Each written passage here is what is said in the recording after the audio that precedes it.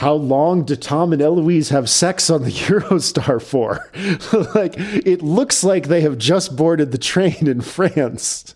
And then they're just like coiling it up in the bathroom for, what? That's a fairly long train trip. Maybe long by your standards.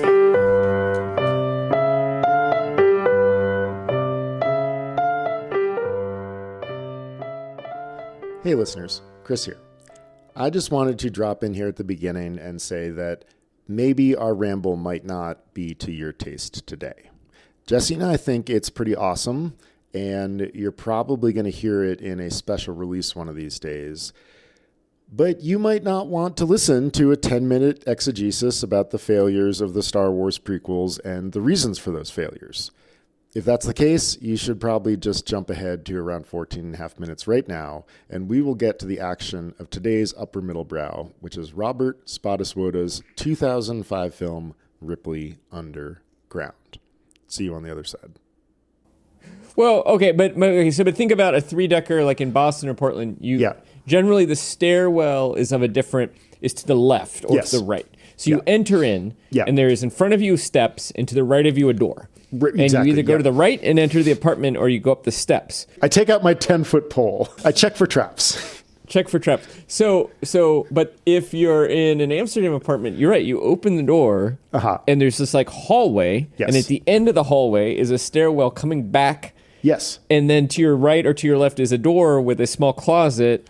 But often there's no apartment on the first floor. Like the first floor is only the entrance, right? Or is often there? Oh no, you are correct, because that first floor was very often a business or something else, or an office. Because we're talking about a period of time where like a single family home was, a single slice. Like you got the whole slice of the building because, you were a member of the bourgeois, and you had a business or an office on the first floor, and then your house was 2 and 3. And then you'd have two stacks above that, right? So then essentially we converted that to, 2-bedroom apartments or 3-bedroom apartments, each with their own kitchen.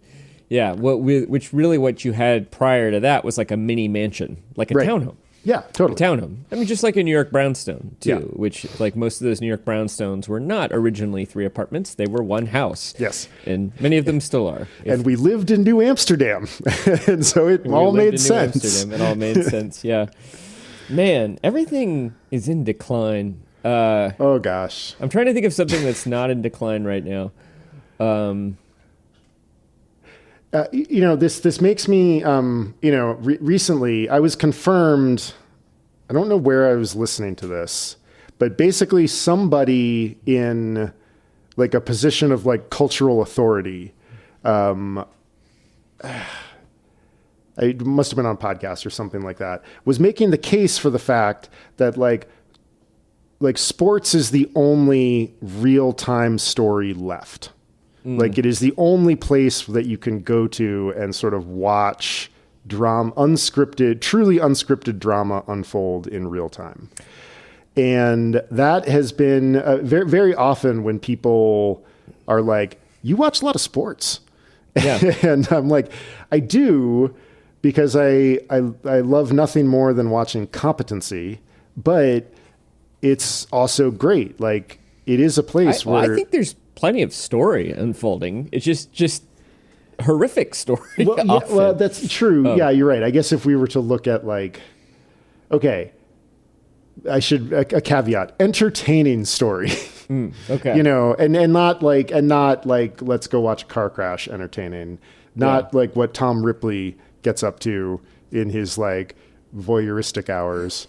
Okay, so all right, well, so here's my because I was listening to our most recent episode this morning, and I make a reference to Han Solo, being like, "You're clear, kid. Now let's blow it up and get out of here," And I was like, "That is," and I'm basically saying that's lovely, but it's not realistic, right? And then I actually had the same thought, which is, okay, this is realistic. This does happen in sport. Now, usually it doesn't, and you're okay with that. You know, you go and watch the Red Sox lose, and you're like, well, whatever. That's what I expected. But every now and then, you know, you're down 3-0, and, you know, Kevin Millar comes up down 1 in the 9th inning and draws a incredibly rare walk from Mariano Rivera, right? And then there's a pinch runner, steals a base, and then what's his name? Bill Miller, then pokes one into center field for a single, and the game is tied. And the greatest comeback in baseball history happens, and that's like Han Solo coming out of the sun behind Darth Vader. The problem is that we don't make the movie about 98% of all the times that Mariano gets the save, which is usually what happens. Yeah, exactly. Just usually the Yankees win, and usually the Empire wins. But we're telling the one story, and I mean literally. You know, the retitling of that movie, which I refused to use, is A New Hope, because when the movie came out, it was called Star Wars. That was what was on the billboards. That was what was on the theaters. That was the name of the script. That was what was filed with the WGA. Lucas changed it later, which is his right, but I don't have to use it you know, I still call it the Gulf of Mexico. I still call it Star Wars. Why did Lucas change it? Like, why? What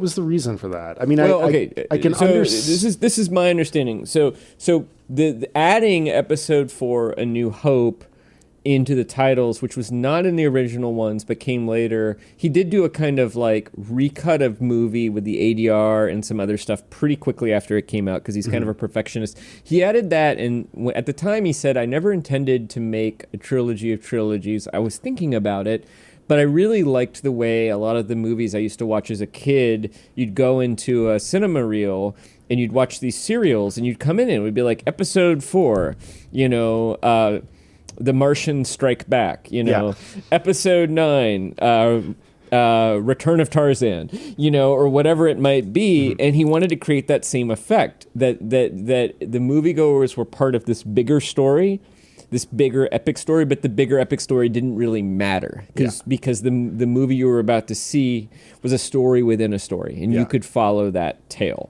And that was his, you know, he said, you know, you're watching these movies like Ben-Hur, or, you know, this kind of thing where there's this big epic action going on, and as a kid you don't really understand it. You know, the adults are talking about like trade federations and things like that. Doesn't really matter. What you care about are like, you know, the two goofy sidekicks and the hero. Right. And so he was trying to create that effect. I think then later, after the huge success of the stories of the first 3 movies, he feels a lot of pressure, in fact, to create prequels.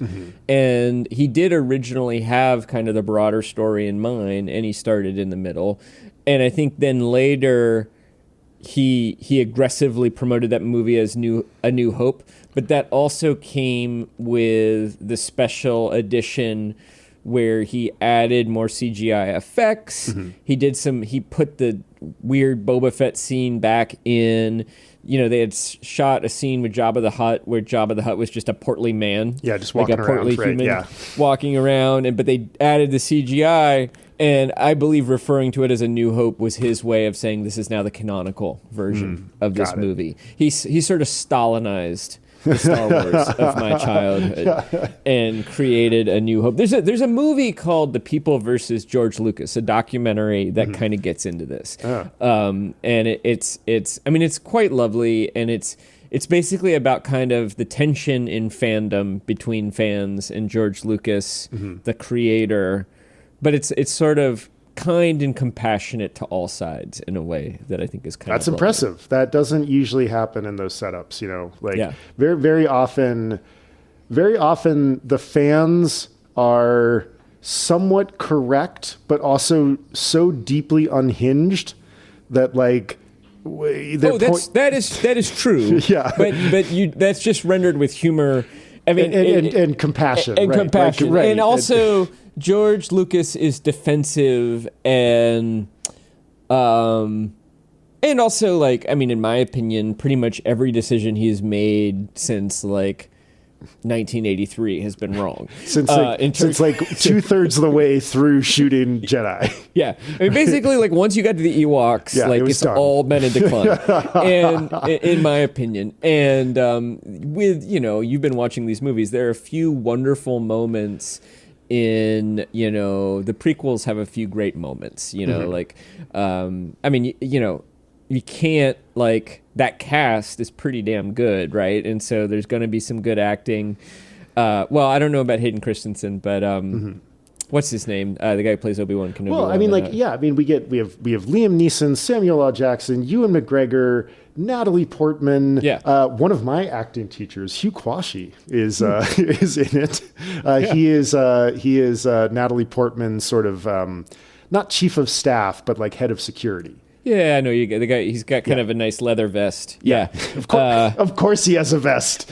It's Star Wars. Vests are compulsory. Yeah. Well, I would say that Ewan McGregor is perfect in all three of those films. Like, absolutely perfect. And Natalie Portman is impeccable. Christopher Lee is impeccable. I would say that Samuel L. Jackson is kind of wasted. His character does.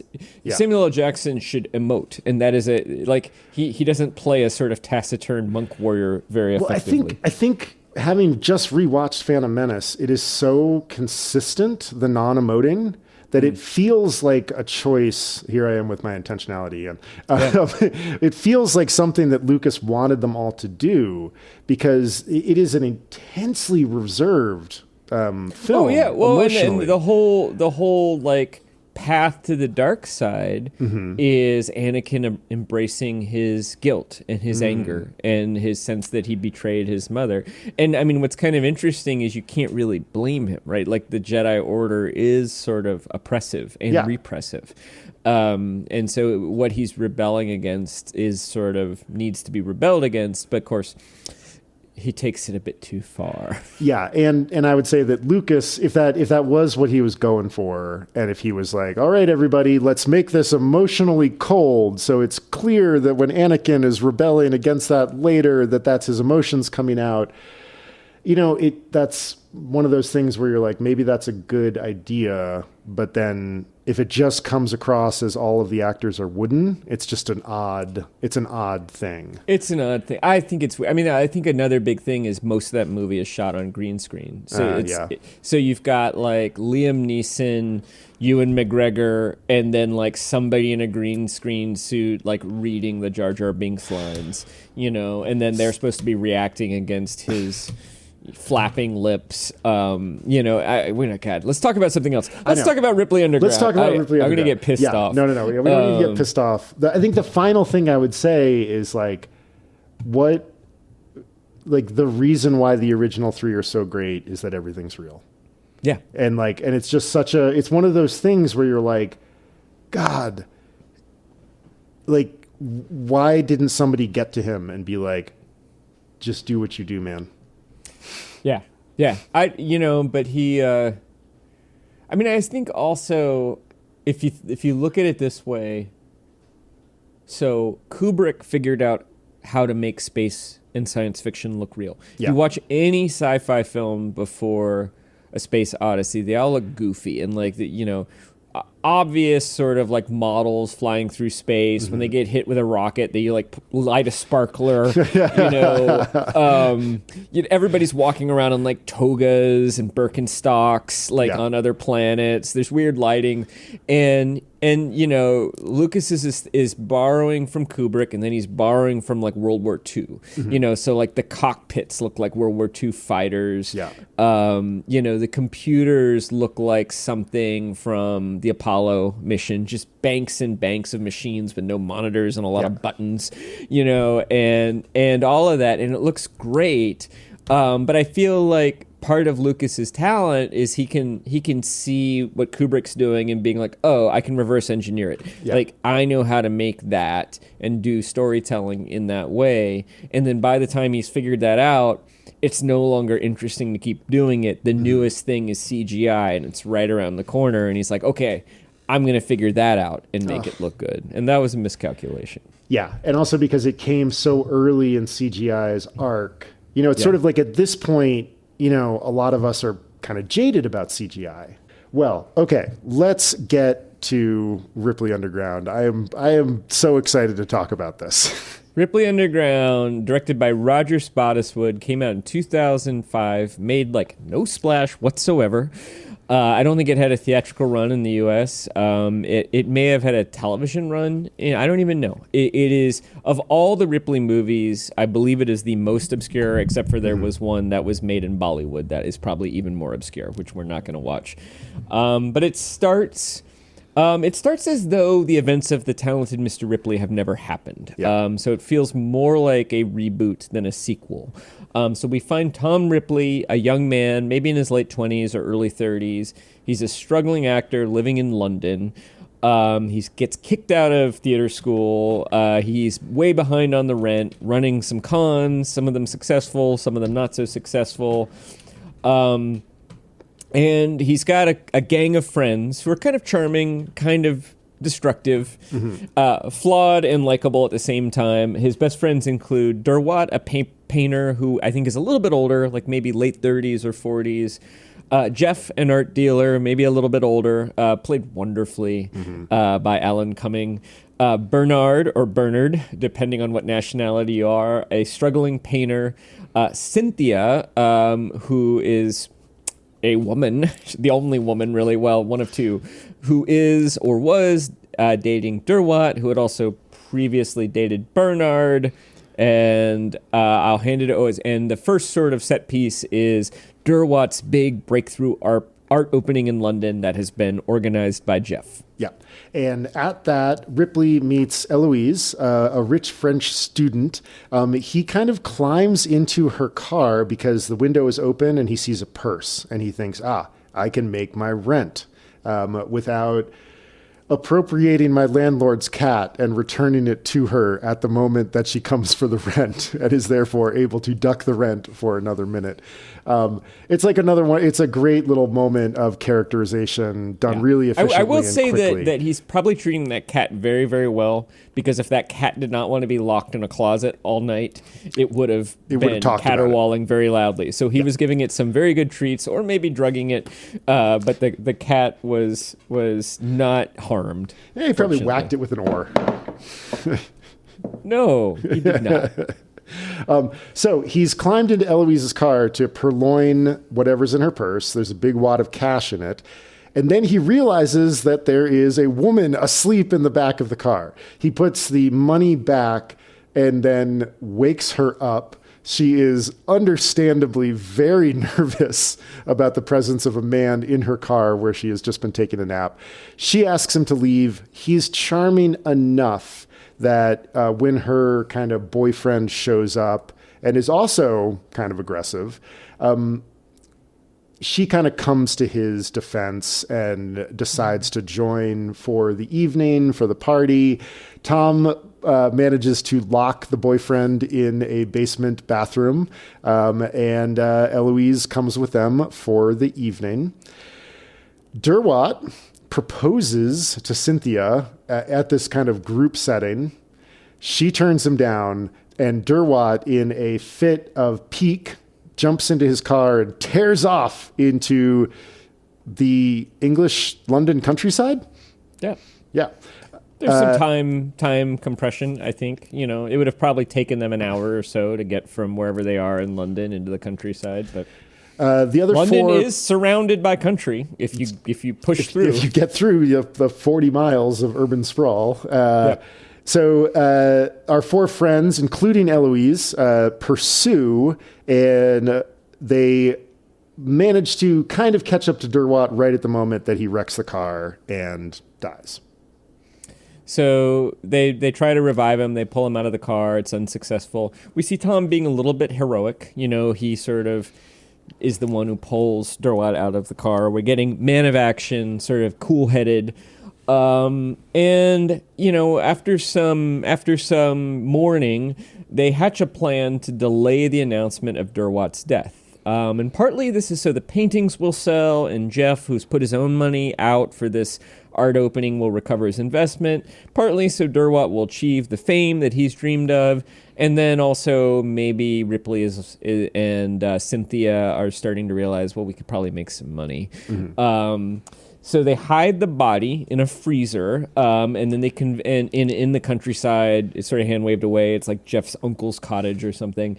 And then they convince Bernard to keep painting Derwat's. At first by finishing sort of rough draft paintings that Derwat had started.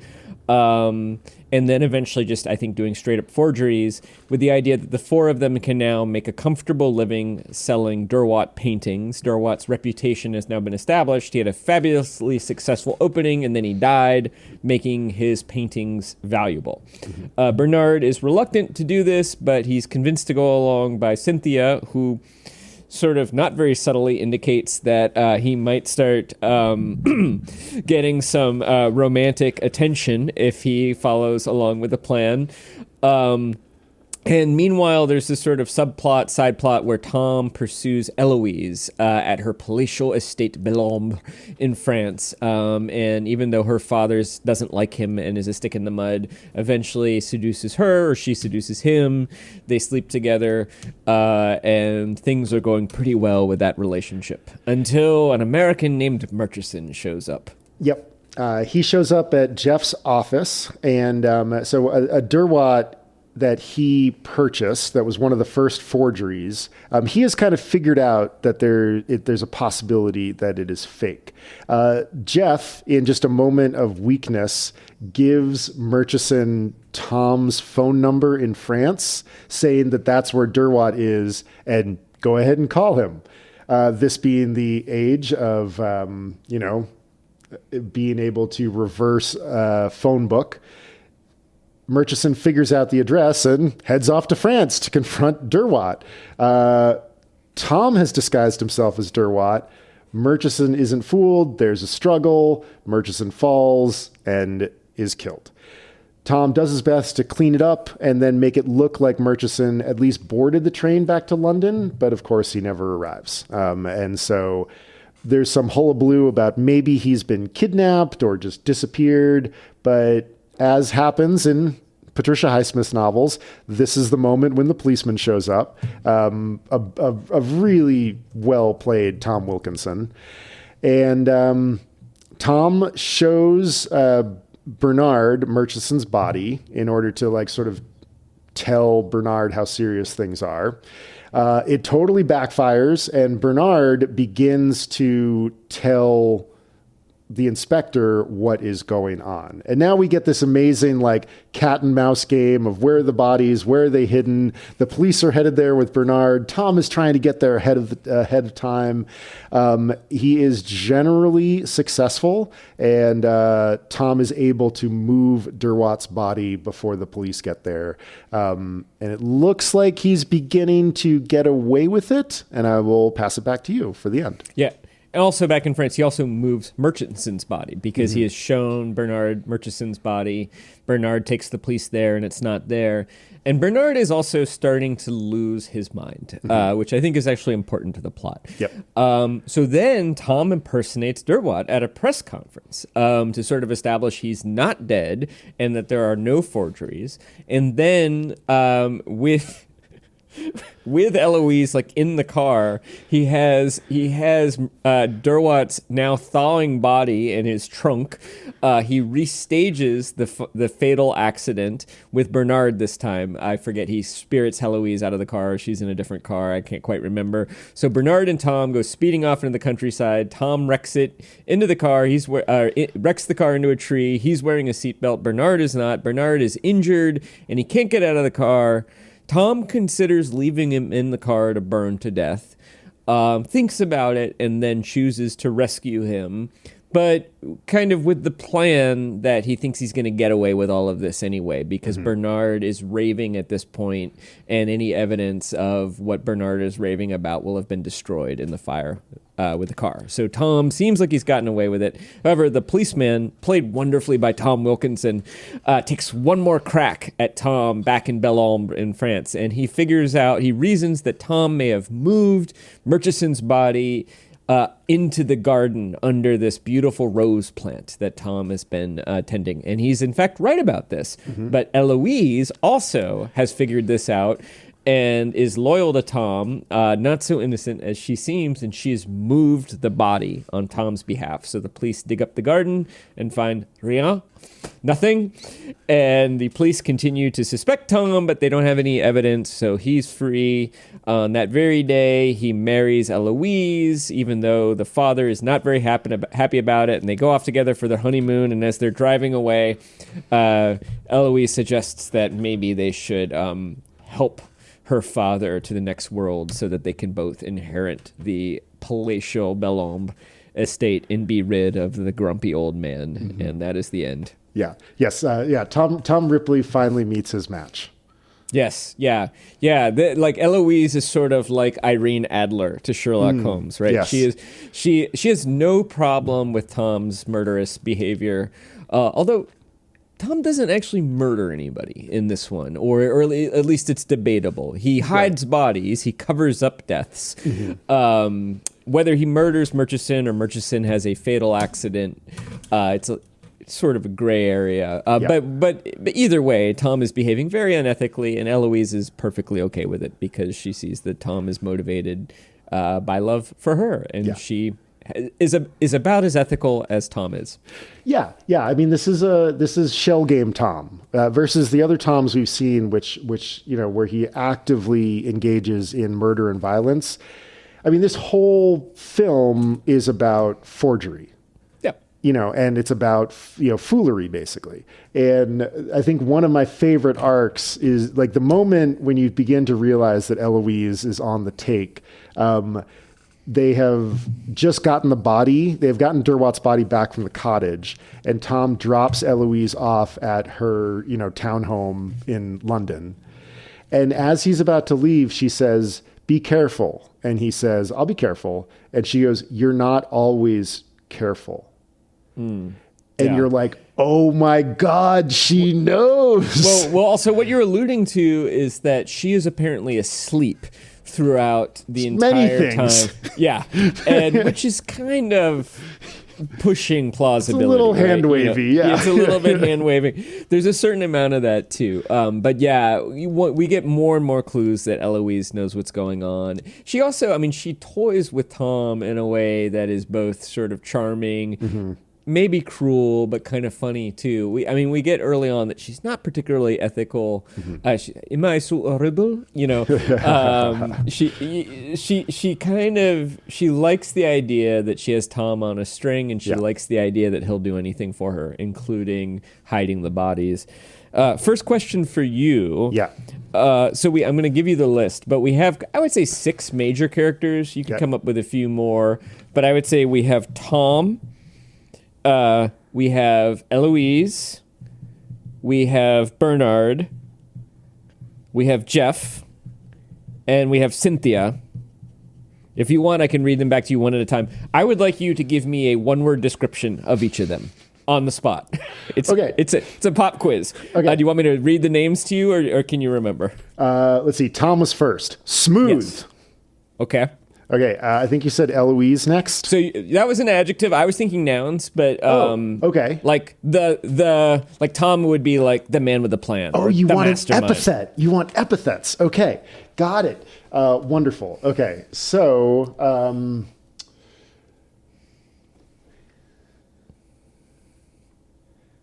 Tom the bumbling genius. This Ripley is not as in control as some of our other Ripleys that we've seen. Okay, Tom the bumbling genius. That's 2 words, but I'll give it to you. God damn it! What would you say to Homer? Nope. You can't do Hector Breaker of Horses. You got to give me. I didn't say epithet. I said one word. God damn it! Right. One word. What? I'm just supposed to do a single noun like beach ball? Okay. Try. Let's see. Okay. If you need an adjective, bumbling genius. This is hilarious. Another way of thinking about it is if they're a gang, what's their job in the gang? Okay, got it. So if this episode is a Dungeons and Dragons quest, what is their class? But there are whatever classes you want to. Got it. Okay. Okay. Tom is mastermind. There's a better word that I'm reaching for, but I can't come up with it at this point. Eloise is...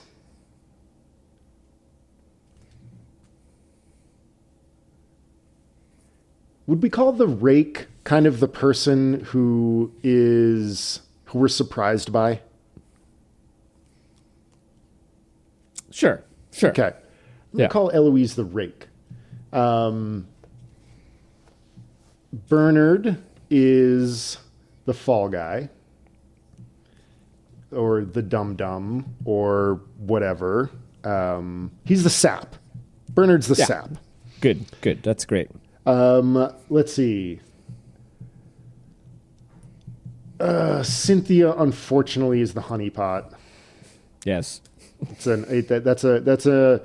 That's one of the moments where the film dips into shorthand in not a great way. Jeff's the sidekick. Interesting. Sidekick. Yeah. Okay. What I came up with, I had more time to think about it than you did, but Tom's the boss, Jeff's the mouth, Bernard's the putz, Cynthia's the slut. Yep. And Eloise is the prize. Ooh, nice. Yeah. Although you're right that she is a prize who also plays a surprising role. She could also say that she is the surprise. Right. And she is like the great thing about Eloise is that we discover that she has more agency than we think she does. Literally she is asleep the first time that we see her. She is doing nothing. And by the end of the film, we begin to think, was she asleep? Right. It's just too good bait, right? Like this beautiful blonde woman in the back seat of an open luxury car with a purse with a wad of cash. Like one starts to suspect that maybe she's running some kind of, scam, and that actually Tom was the victim all along, or Tom was the willing victim.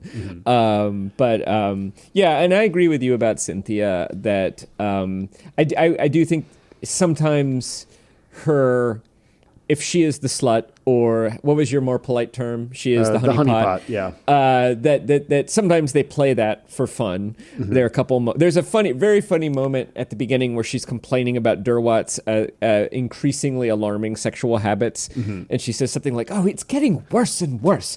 Last night he begged me to choke him until he came, and so that he would be unconscious." It's disgusting. And Tom says, "Did you do it?" And she sort of looks away and says, "I'll try anything once." Yeah, and it's kind of like a little bit of a joke on her limited role in that moment, and clever. I mean, the whole movie has this kind of like, I don't know, It's Always Sunny in Philadelphia kind of tone to it, right? Where everyone, they're all kind of bickering. And it's never not funny, even though it gets dark from time to time. Yeah, it's got a real. I mean, the fact, like, I'm in this area now that you asked that question. It does have a real Ocean's 11 kind of vibe to it. Yeah, and coming out around that time, right? Yeah. It is charming, very much a product of the mid-aughts. Like, as I was watching it, I was like, oh my gosh, this is such a mid-aughties movie. But, I will say, we talked about this more. I feel like if I'd gone to see this at that time period in a theater, I would have been perfectly happy. That I don't think it's the best of the Ripley films that we've seen or are going to see. I'm not even sure it's in the top 3, but I don't think it's a bad movie at all. Doing a little side research, I bumped into a blog that ranked the 5 of them. And they put this one as 5th. And then said, this isn't really fair to say that this is the worst of this lot. This is a perfectly good movie. There's just 4 better Ripley movies than this. Yeah. And it's not a huge magnitude of better. This is a fine movie. It doesn't come close to the Minghella Talented Mr. Ripley. Right. But probably it's made in the wake of that, right? To capitalize along with Ripley's Game, which we're going to watch next. I would say my biggest complaint would be the script. And actually, another question I had for you is, do you have any complaints that those 6 characters I named? Do you have any complaints with the players? No, I don't. I love Tom Wilkinson. What we get to see of Derwat is like hilarious and just great. We don't get a lot of him. And even Eloise's father is played perfectly well. I would watch. You know how they made that movie Fierce Creatures that had the same cast as A Fish Called Wanda? Mm-hmm.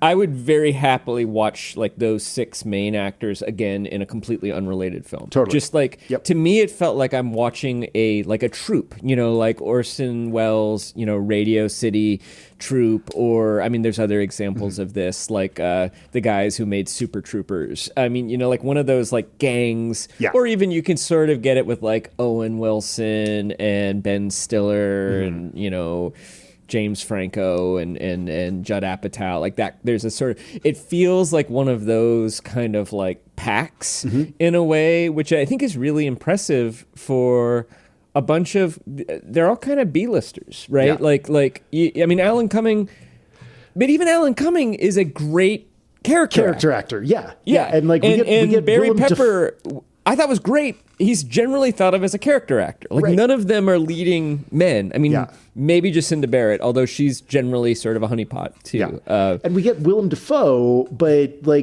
he's doing what Willem Dafoe was great at, which is like taking the characters that shouldn't really have anything, that are just props, and giving them a little more menace. It's always menace. You always get a little like, but I think the greatest thing about his character, and it's in the script, but it's also in how he plays it, is that he refuses to apologize for Dayton, Ohio, right? Like that. That as far as he's concerned, Dayton, Ohio deserves, art and representation and honesty and integrity as much so as the Tate Gallery or as any Manhattan gallery, that is the beauty of that character, and it's also his downfall. Right. Because he's the one who can actually, like, he has enough of an artistic eye, this complete outsider businessman from, the provinces. That's what America and certainly Ohio stand for. But he's the one who actually like starts figuring it out. And so like the script also has a kind of democracy to it that makes it work. There's like these little, and this is kind of my next question. I'm flipping the script on you. You have asked me many times if I want this particular Ripley to get away with it. Did you find yourself wanting this Ripley to get away with it in this film?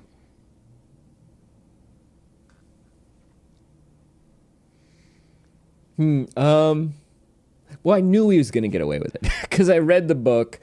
So what I wanted was it not to seem too easy. Do you know what? I wanted, and I also wanted it to not feel too Deus-y and too lucky. Let's see. Maybe here's maybe a way that I can rephrase this question, because it seems like you enjoy this Ripley, right? You like this. Yeah. Like, what was it about this film and this portrayal of Ripley that kind of makes you cheer for him? Well, I'll put it another way too, is that this Ripley, I don't even necessarily feel guilty about wanting him to get away with it. Yeah. The talented Mr. Ripley should be caught. This Ripley actually didn't murder anybody. He, Derwat killed himself, was in an accident. And then he ran a con. I mean, one of the very first things we see happening to Tom Ripley is him doing what appears to be a good performance of some Shakespearean play. I don't remember which one it was. And then getting kicked out of drama school because he couldn't afford the tuition. So he made up a biography in the hopes that they would see his talent and offer a scholarship, which they do not.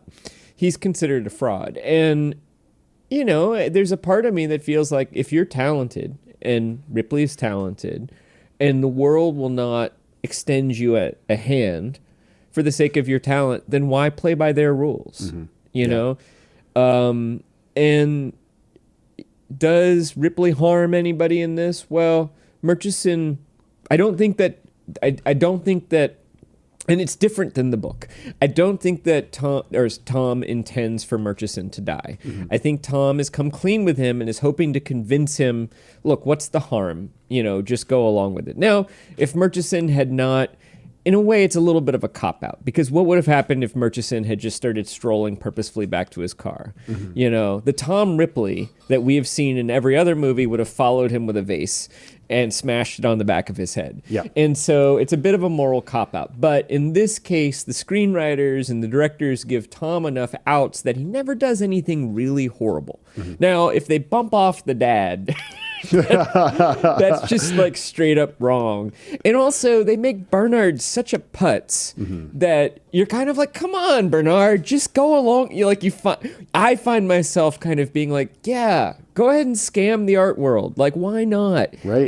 It's full of phonies anyway. Why not con the great con artists of them all? And what to some degree, one senses that anybody who's sort of wealthy and of this world is a bit of a con artist. Although, interestingly, now that I say that, actually, Murchison is very much not that way, right? If anything, he is an earnest seeker of the truth, and his only fatal flaw is being so indignant and so insistent in his desire for truth that it gets him killed in the end. And that's kind of sad. So if you poke at the edges, there's actually some really bad stuff happening in this story. But if you squint and you don't pay too much attention to it, it's just kind of a lark. And it's just a bunch of charming, bumbling, gang of con artists who are kind of maintain their underground. It's Ripley Underground, but could also be called Ripley the Underdog, right? Yeah. Like all of these forces are arrayed against him, and when he tricks everybody in the end and gets away with it, it's really hard not to admire his daring do, I think.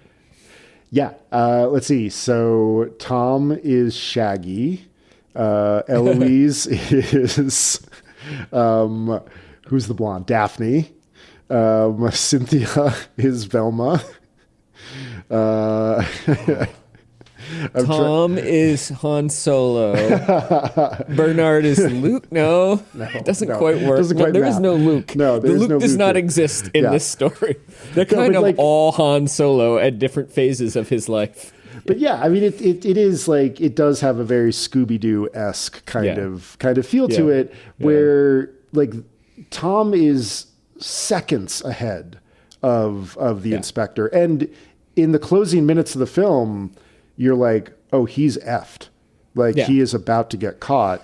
And and they, cinematic. It's Spielberg does this too. Like little cinematic tricks where it feels like they're racing on the same time frame, and Tom is only minutes ahead of the inspector. But by the time the inspector shows up, he's already been there and he's got everything cleaned up and everything, right? And there's also a scene where Bernard doesn't know where the cottage is.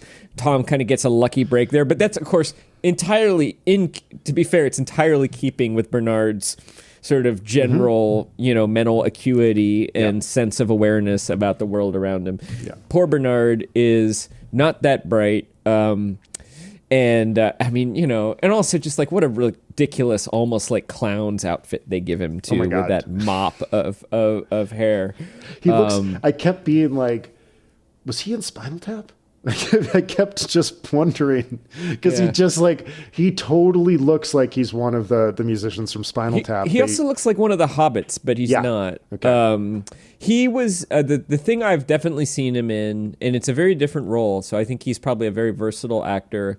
Is he was in the movie Backbeat, which was a movie that came out in probably like 94, 95 about the Beatles in Hamburg, Germany. And he was John Lennon, and he was great. So, I mean, he's capable, in very different character, very self-possessed character. So, but also, just marvel at Alan Cumming for a second, who I feel like this is just effortless for him, right? Yeah. Like he nails it. He's so good. He's perfect. Like he's just like one of those things, just so inhabits that secondary character so well and does everything necessary to contribute to the story without taking over the spotlight. It's just like a picture perfect moment of supporting actor work. It's really good.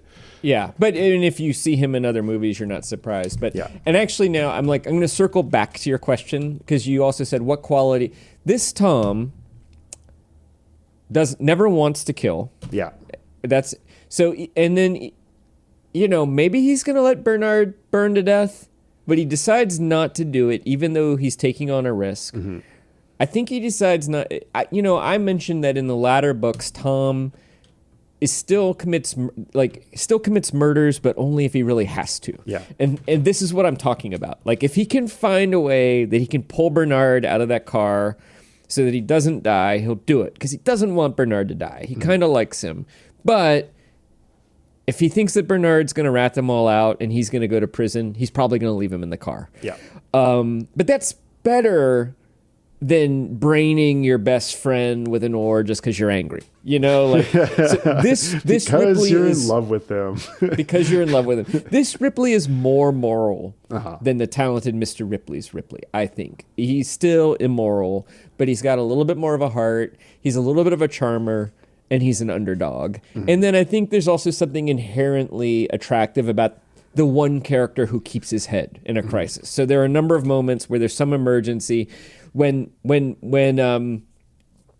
Durwat's car is on fire and we're not sure if he's alive or dead, Tom immediately takes his coat off, soaks it in a mud puddle, puts it over his body, opens up the door, to protect himself from the fire and smoke, and pulls Durwat out of there. And also there's a moment where Bernard's going to set himself on fire by lighting the turpentine on fire. And again, Tom is courageous and brave. So you have this sense of somebody who's smart and takes decisive action. And I think there's just something inherently likable. Yeah. When you combine somebody with those talents with his underdogness that's established at the very beginning of the film, and then he has the aspiration to sort of try to gain Eloise's love, and hand all of those things are very attractive qualities, which is all set up against the, con man and, willingness to dig bodies and,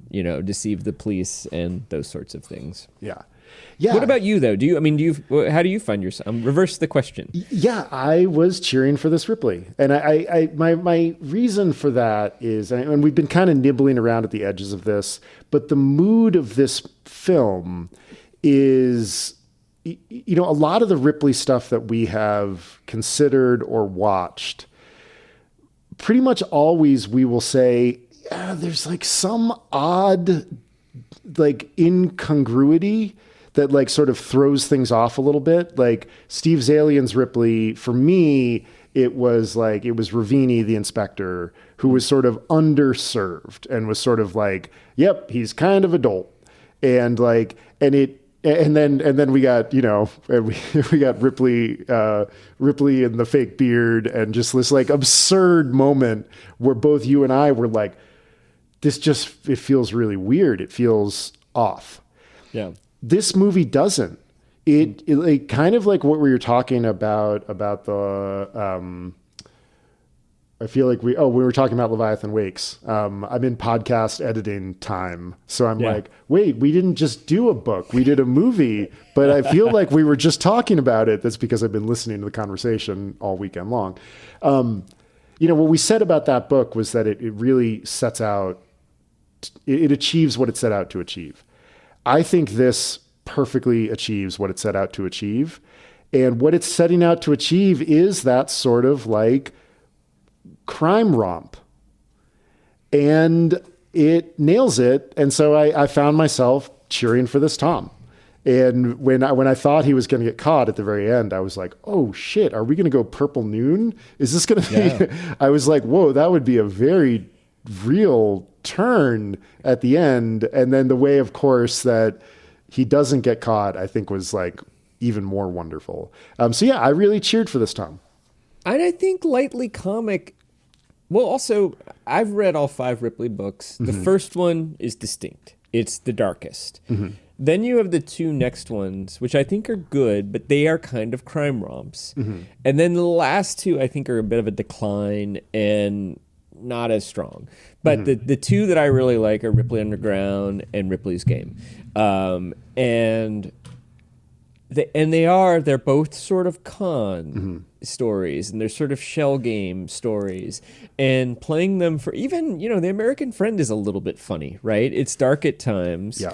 I think the one we're about to watch next is a little funny at moments, even though it's dark at times. And I think comedy goes well with them. I will say that I do think the movie is flawed in the sense that I think it relies on hand waving a little too much. The script is a little too implausible, and they're few, but I also think it succeeds at getting away with that in a way that maybe Aliens Ripley doesn't because of the pacing. Everything is moving so quickly that you don't necessarily have time to be like, wait a minute, that's a little bit convenient. To me, the greatest example of that is that when Murchison shows up in France, fortunately, Eloise's, maid and father and herself have all just sort of graciously vacated, the estate so that Tom can run his con, which solves, the biggest problem.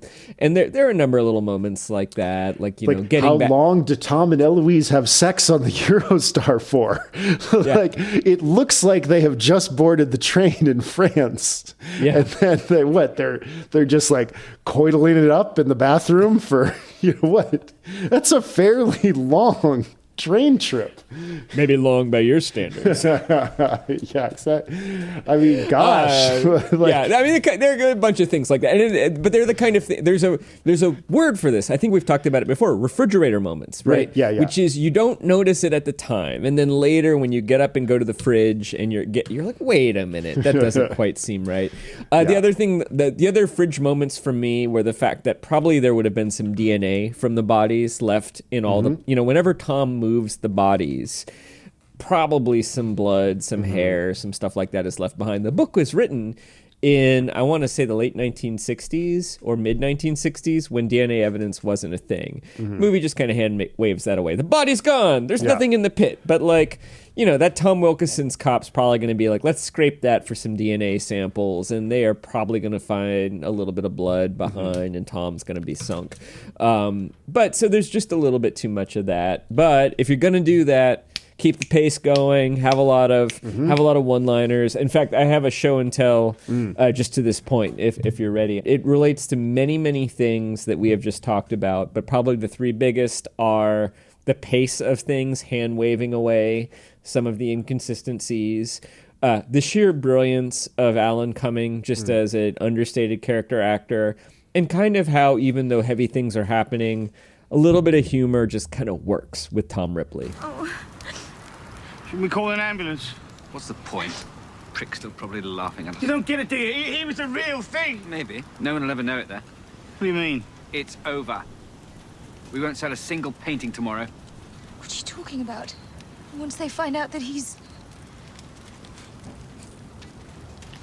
Well, there'll be a feeding frenzy, won't there? Only if the artist is already famous. He is, the Tate. Won't even This bother is to hang exposition those two too, paintings. but it's done as an Museums and argument. collectors buy paintings by artists Probably like not Dell actually as true, investments for the future. but it sets up Now our they'll plot. dump him. His future's over, and They so is mine. they have to hide the body now. You mean that none of his paintings are gonna sell now? They're as dead as he is. Want some, Sin? I want a lot. Bernard? Oh, yeah, right. Snort it off his bloody forehead. How can you do that at a time like this? Cocaine was invented for times like this. Yes. Yes. Oh my God, This is dogs. great. This moment is so great. Okay, Tom's pulling out the phone.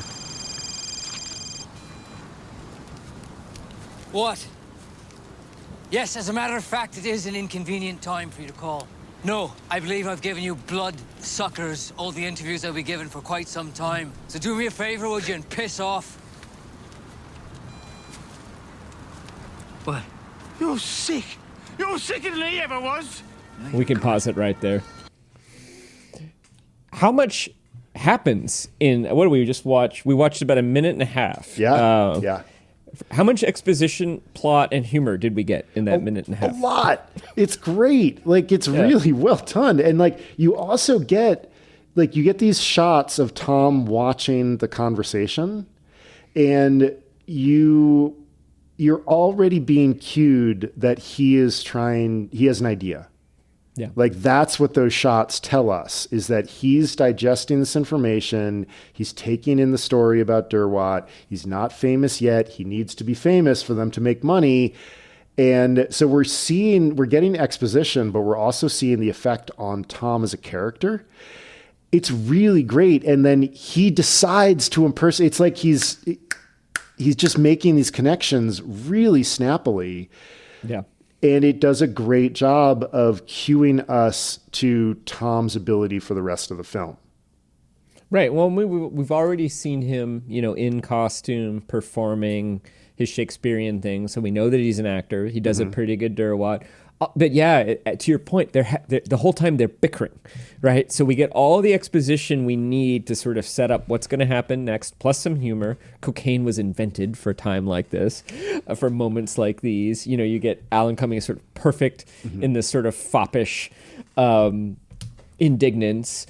You get all four of the characters' slightly different attitude towards what's going on. And yeah, I agree with all. And I hadn't even really noticed Tom noticing. I also think what happens, though, my interpretation is Tom hasn't quite put together what needs to happen next, and it's the phone ringing and his friend's reaction to his performance at Derwat that kind of seals the deal, right? Yeah. Like that there's still this undiscovered, they don't realize how good he is at this impersonation, and maybe he doesn't really realize it until he sees them staring at him, too, and that becomes really, really important. The thing I love about this Tom Ripley is the Tom Ripley of The Talented Mr. Ripley, the novel, is fairly conniving. Like like he plans the murder in that book, and that's something we talked about, and the differences in portraying how Dickie dies in all of the different ways we've seen so far.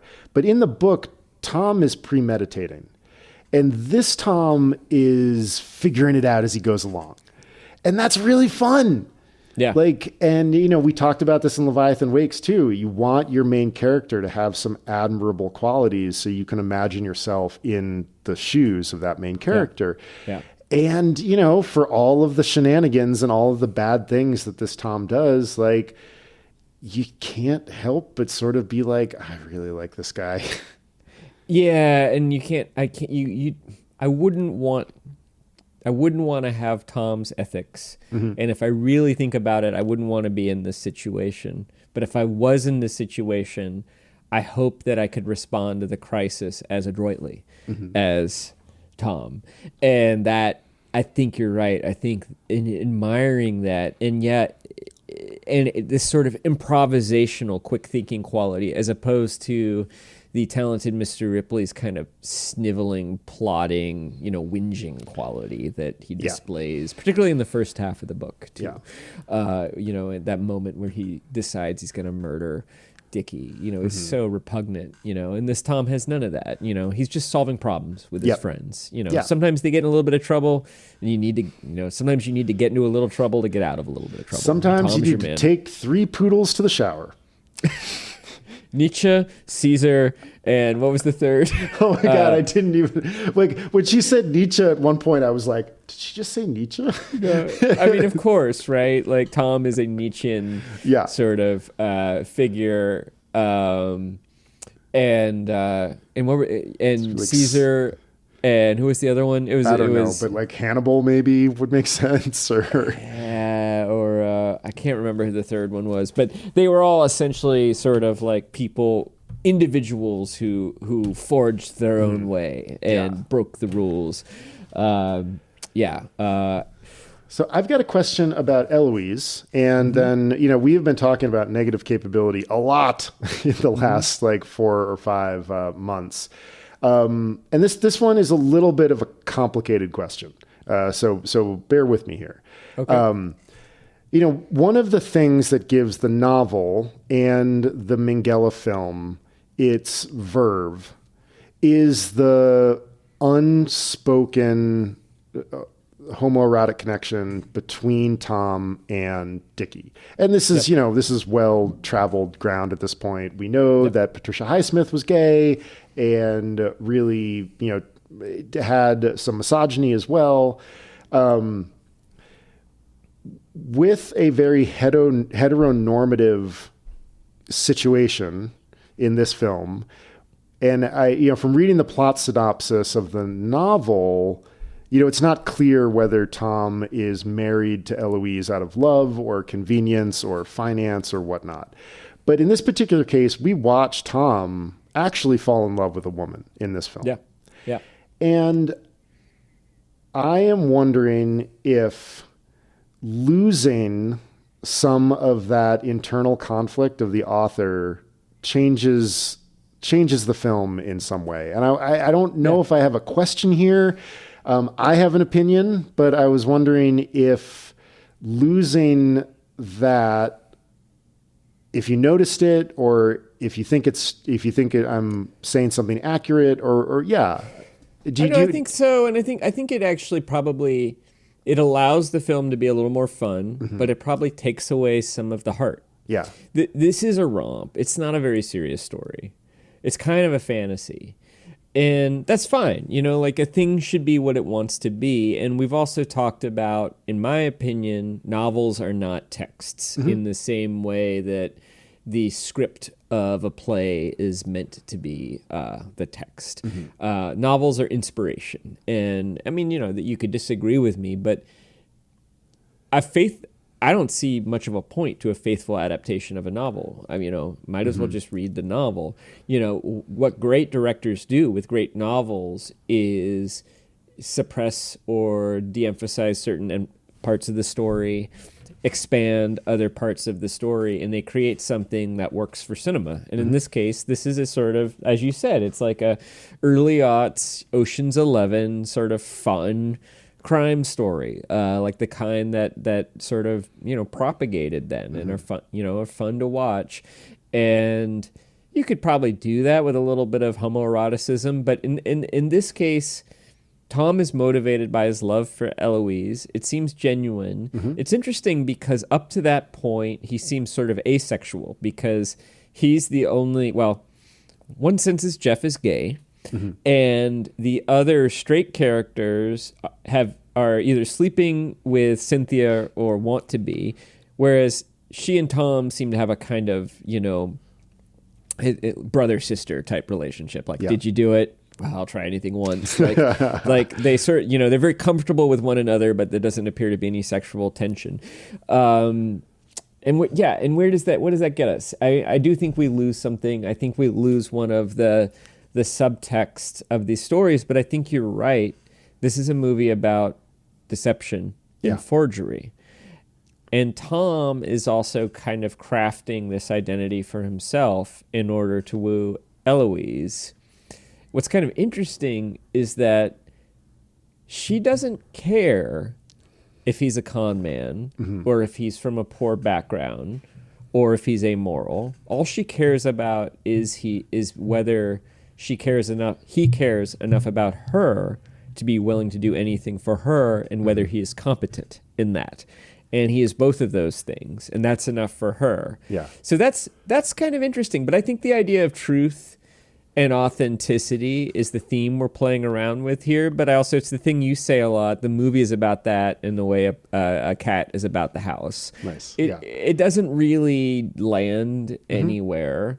The person in this movie, the two people who care the most about the truth, the three, I would say, the police officer, Bernard and Murchison, all fail to various degrees.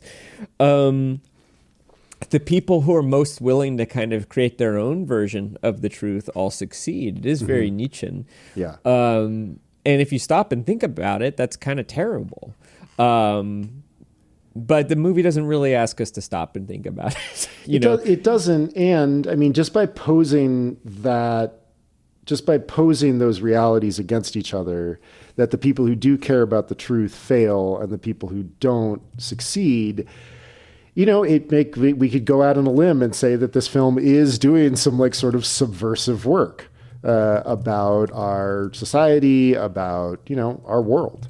And I'm not sure I'm going to go out and make that claim because it is a romp. It is fun. But the only thing, like Tom and Eloise are like a perfect pair because they realize that the truth is what you make it.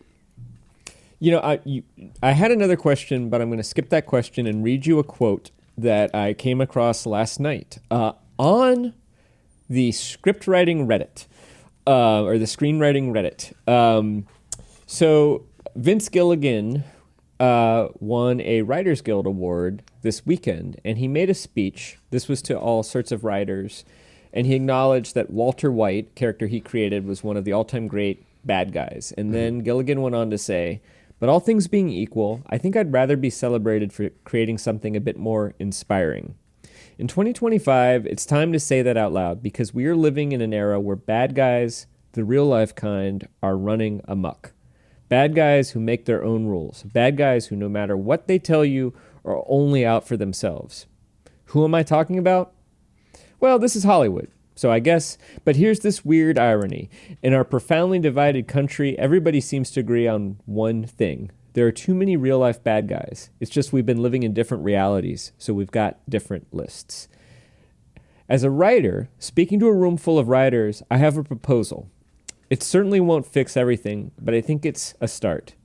I say we write more good guys. For decades, we made the villains too sexy. Viewers everywhere, all around the world, pay attention. They say, here's this badass. I want to be that cool. When that happens, fictional bad guys stop being the precautionary tales they were intended to be. God help us, they've become aspirational. Mm-hmm. They sure have. So doesn't that make you feel shitty for liking this movie? Yeah, somewhat. And it makes me... I recently watched the new Wim Wenders film, Perfect Days. Haven't seen it. And boy, if there's a confirmation of writing more good guys, that film is it. It is. Please just go see it. It's great. It's really good. And just like we talked about with American Friend, it is subtle, and when the penny drops, you barely hear it. Yeah. And it's really good. And it is an unremittingly good guy. And that's great. Yeah. And I think, if you go back to this era, you had a lot of characters who were kind of chaotic good. Mm-hmm. You know, they broke the rules, but they were still loyal. Mm-hmm. And they looked after their friends and they helped the little guy. Mm-hmm. I think Tom sort of... It actually, that moment where he's deciding whether to let Bernard out of the car and he chooses to, that's a chaotic good moment, mm-hmm. right? Yeah. If he had left him in the car, perhaps he would be chaotic evil. Maybe lawful evil, because it's part of a plan. It's part of a plan to break the law. Yeah. It's part of a plan that only serves his ends. So that's why it gets the evil part. I see. Well, and that's the alignment. I don't really love that alignment system. It's awful. It's really bad. I think there are there's some weird ones that you don't really get to use, and I don't know. I could imagine a better one. I could imagine there existing a better one. I don't have a better one, but I guess my point is that Tom is clearly not lawful. But he's a bit of a charming rogue. And I think that we kind of evolved from sort of charming rogues to just like straight up, it would be fun to be the bad guy, like Walter White. Mm-hmm. And Francis Underwood. And and Francis Underwood. And I mean, you get that with Michael Corleone, going way back. It's not entirely new. And it's interesting to me, like, how many people will quote The Godfather and talk about, like, you'll see these posts on social media, like, how did Michael Corleone know that Hyman Roth was lying to him? And I'm like, A, it's a movie. B, Michael Corleone is not a character to admire. Like, what's the last thing that happens? He kills his brother, and then he sits there looking at his palatial lake estate alone with everything he's trying to protect. His family has been more or less destroyed or estranged. And he's a broken man, right? Like, Michael Corleone is a cautionary tale, but I think Vince Gilligan's point is that often people remember the kind of fun, badass parts of Michael Corleone and Walter White and Francis Underwood, and they forget what happens to those characters, and they forget the cautionary tale. So I don't know. I brought that up to that point. I don't think it's wrong to enjoy this Ripley if well, maybe this is my final question for you, or it's a statement, and I'm curious if you agree. To me, it's always clear that this movie is kind of a fantasy. Yeah. You know, I feel like we're dipping in to a kind of fantasy where we're con artists and we fool the rich and we get to, you know, we do all these bad things, but there are no real consequences. And but I don't really feel like that's influencing me. I don't really believe that this is the world. It's just kind of fun to pretend. For it is. I mean, like, and it even we get put onto that in the credits. I mean, like the sort of like trappings of this film, like the font that they use for the credits, just completely signals to you, like, this is ersatz, this is thrown together, this is not real. Like it looks, I think it is intentionally sort of shoddy looking. And it sort of it doesn't quite hang together. The exteriors are always sort of just like, yeah, we're in a forest. We're on a road at night. Like the verisimilitude is turned down in order to bring forward the things that the director wants to look at, which is the forgery, which is Tom falling in love with Eloise despite himself, which I think is the really interesting thing about this movie, is that I don't think Tom was expecting to fall in love with Eloise. Yeah. And that's great. It's one of the few times that we get to ever see this iconic character sort of swept off his game. And I think that that's really a valuable addition to the Ripley Cinematic Universe. You know, I read the book and it was years ago, but my recollection is they start the book married. Yeah.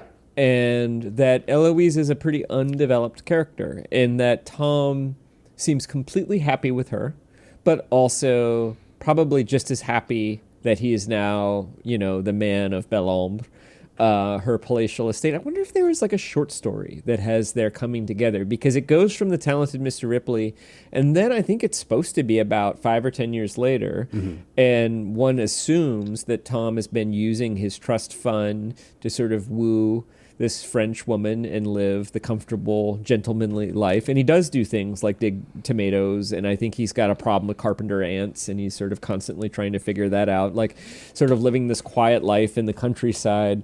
So this movie is different in that we get the wooing of Eloise and we get a love story, and it is interesting. And probably the movie would not have any heart without that. Yeah, I think you're right. Yeah, there's the moment that he walks into the estate, and you see the old Tom Ripley. You see the conniving desirer for culture. Yeah. And it's great. You're like, yes, good job, Robert Spotiswoode, for getting that in there. Like, yeah, I really enjoyed this. You know, like, is it a 10 out of 10? No. When I logged on to IMDb, it prompted me, what would you rate Ripley Underground? And one thing I try to do is, when you're given 10 options, is that you can't pick 7. And I was like, it's not an 8, it's a 6. But it's a really enjoyable 6. Well, the whole point of getting 10 options is that you can pick 7. Otherwise, you would only get 5 options. Or what, Chris? You want to do the scale on a 1 to 9? That's insanity.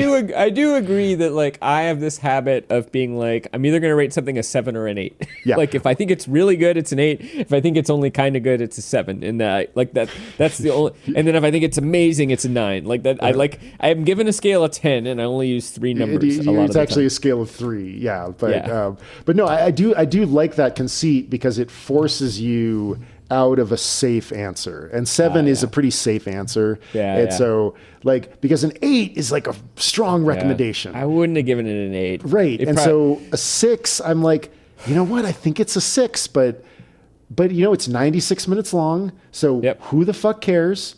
Like, it's not Lawrence of Arabia. Like, like it's great. It's another piece of work that perfectly fills its container. And to that, I say, great job. Yeah. Well, and again, it's well suited to its ambition. Yep. And I tip my cap at that always. Nice. Shall we do some trivia? Let's do some trivia. I think you should be the host. Okay. Well, I forgot that I was doing trivia until like 5 minutes. Well, then I can go. No, I have one. Okay. I have one. Yeah. I came up with this one rather quickly. So Barry Pepper is more commonly a character actor than lead. I think this is the only movie I've ever seen him as a lead actor. I've seen him in several films as a character actor, and often very different roles. But he was in some very, very good movies. And in one case, he plays a character who also has the name Pepper. Was his character in this movie Waldo Pepper, in The Great Waldo Pepper, story about an aviator, Ned Pepper, the ruthless bandit in True Grit, or NSA agent J. Pepper from Quantum of Solace?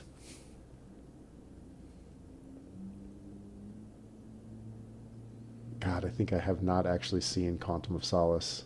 I think I was a conscientious objector on the title. It's a terrible title. It's such a bad title.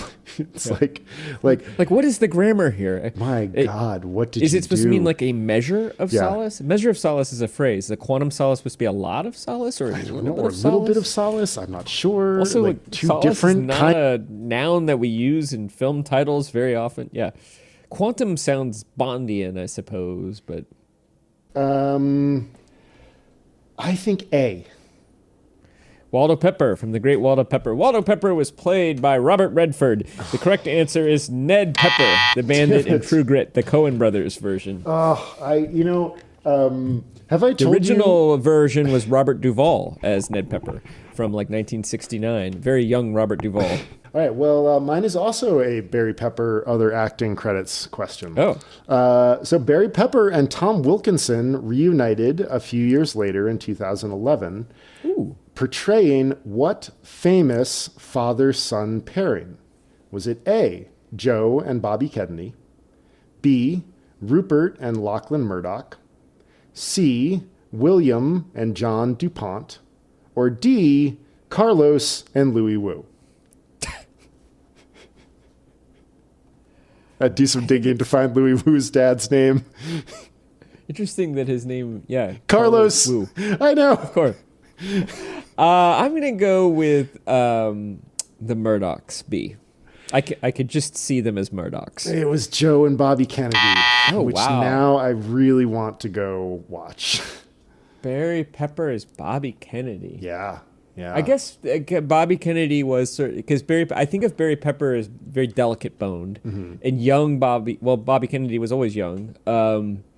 He was kind of delicate boned. I could see it. You put the big kind of helmet hair, and you give him the Kennedy accent. The actor that plays Bernard in this, he plays Tom Ripley in all 5 of the BBC radio adaptations of the novels. Wow. Yeah, that's another thing we could consume one of these days. We sure could. That would be great. Some radio. Oh my God, I would love to listen to some radio drama. Wow. Oh God. Yeah. It was very close to my heart. Like some of my very first stuff that I did at Vassar was actually radio work. And it was so much fun. Like just clumping 2 shoes together in the background to make, just like, it's so much fun. You're just like, knock. Hello, sir. I'm just showing up here on the door. I have a survey from the National Board of Surveys. And I have a question for you. Will you watch the film?